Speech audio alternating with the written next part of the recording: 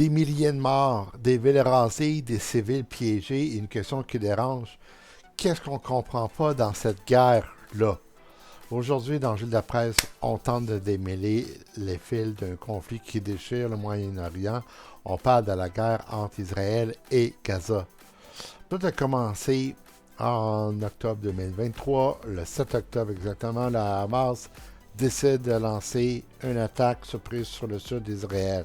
Le bilan désastreux, on parle de 1200 morts, des civils pour la plupart, 250 otages. Un choc, ça devient un traumatisme national.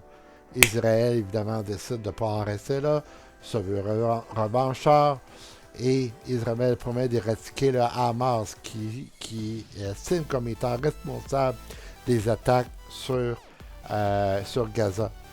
Donc, bombardement massif, offensive terrestre, Gazaville devient un champ de ruines.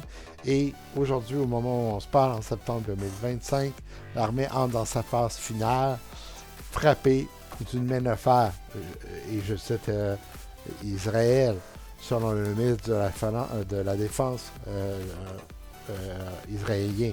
Si on parle du coût humain, selon les chiffres du Hamas, donc on parle de 65 000 Palestiniens qui ont été tués, des familles entières qui ont été décimées, des hôpitaux débordés, et une population qui n'a nulle part où fuir.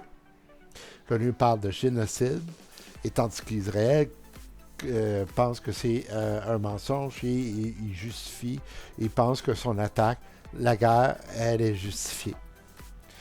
Ce conflit, c'est pas juste des bombes, c'est pas juste des bombes qu'Israël envoie sur le peuple palestinien.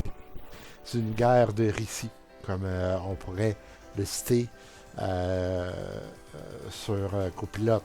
D'un côté, vous avez Israël qui combat pour sa sécurité, il se sent menacé, ils veulent se protéger. Mais de l'autre, Gaza crie à l'occupation, à l'effacement. Effacement égale génocide. Et au milieu, des victimes, des civils, des enfants, des gens comme vous et moi. Qu'est-ce qu'il faut comprendre du conflit entre Israël et Gaza et les Palestiniens? Dans le fond, la guerre n'a pas de vainqueur, juste des victimes. Que la paix ne viendra pas avec les armes. Et tant qu'on ne reconnaît pas que l'humanité de l'autre, on va continuer à compter les morts. Donc, abonnez-vous, partagez, commentez. Je veux savoir ce que vous en pensez et dites-moi, est-ce qu'on peut encore croire à une paix durable entre Israël et Gaza? Après toutes ces années de conflit, après tous ces morts, toutes ces victimes-là, est-ce qu'une paix durable peut arriver, peut se produire entre Israël et Gaza? Je veux savoir votre opinion.